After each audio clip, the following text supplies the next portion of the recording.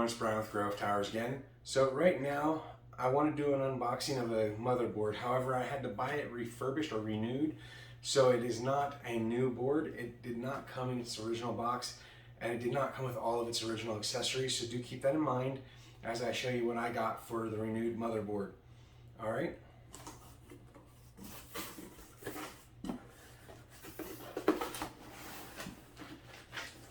Now,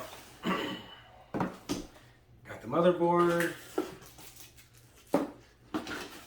accessories, invoice. It is for the Asus Tuf TUF Gaming Z490 Plus Wi-Fi 6 motherboard. It is an LGA 1200, so it's 10th and 11th gen Intel chips.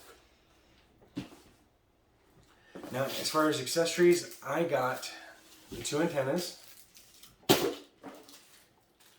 I got a single SATA cable, looks like it's been used. A new I/O shield, so that's cool, it's not been used. And then the motherboard. And I have already opened it. It came with a piece of tape sealing it, but it was not like manufacturer sealed. And so I'm gonna go ahead and show you I forgot it opens this way. Go ahead and show you the motherboard. Now this one was about $110 plus tax. So that was about $110 before tax, which means that your tax being different than mine, mine came out to about $116. Now there was some padding in here. And then the motherboard wrapped in anti-static bag. I am going to tell you there is one thing that was missing. It was missing the standoffs and the screws for the M.2 drives. So keep that in mind. You may have to either buy or use your own.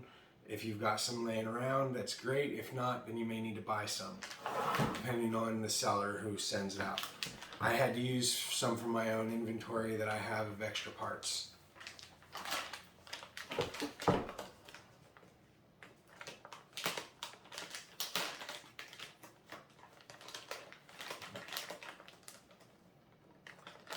I wrapped it like it was a Christmas gift or something.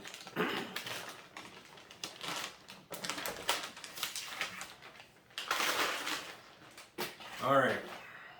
Now it is a hefty board. Feels kind of heavy in the hands. It is a socket 1200, like I said before. It has two M.2 slots, one with a heatsink here, one without a heatsink here. It is the Z490 chipset, so it's able to overclock. You've got your 24-pin adapter here. You've got an 8 plus 4-pin adapter for the CPU up here. The socket in the center there. 4 DIMM slots for RAM, so good expandability. I do see a little something here, schmutz of some kind, so it may need to be cleaned before it works on that slot. It is steel reinforced on the X16 finger slot here, not reinforced on this one. So you've got 2 SATA ports here that are at 90 degrees, 4 up here, so that's a total of 6 SATA ports. You've got your front panel. It looks like one of the pins was bent. I don't think it's one that matters for anything, but it's contacting another one, which could cause a short.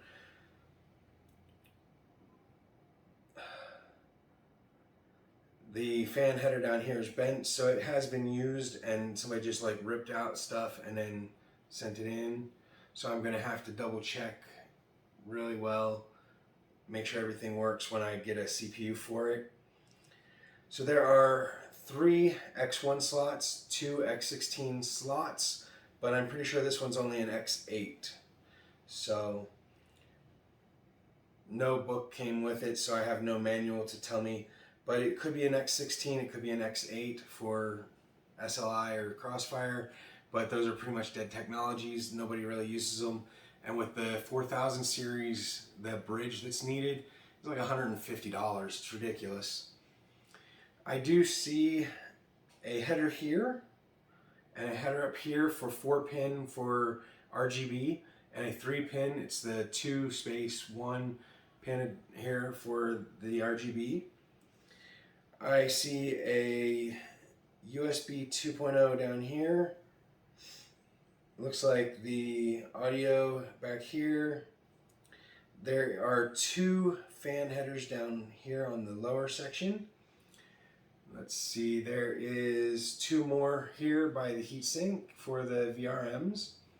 2 more up top. One of them is CPU fan, one of them is CPU optional. I'm not seeing any fan headers along the front, so there is that. It does have a front panel USB-C adapter plug-in, so you can use that if you have front panel USB-C. On the back I/O, you've got a total of 5 USB ports, 4 that look like they're 3.0 and 1 that looks like a 3.2, and then a USB-C. So a total of 6 slots.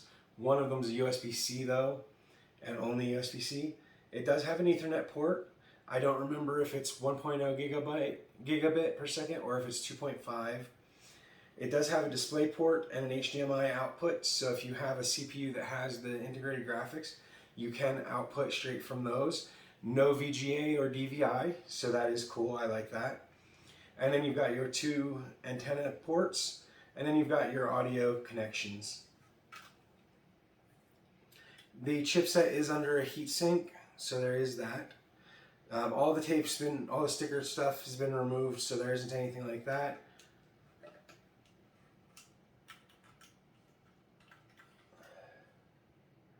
All of the pins look like they're in good shape.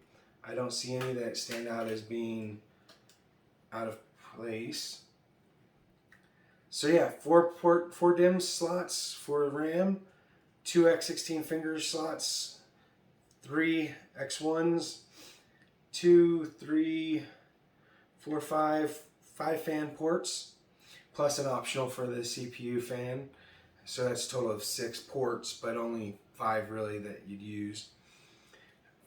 6 SATA ports, and then your front panel connections up here. Overall, it looks great for a used motherboard. I've seen them in far worse condition. There are some scuffs and things like that, so it's not perfect. I do see some chips and scratches. Somebody has definitely used it. But as long as it runs, then I'll be able to check that out later this month when I get a new CPU for it. As long as it works, I'm happy. And being that it's renewed, I get 90 days return from Amazon as opposed to the 30 days. So I do have a little bit of extra time.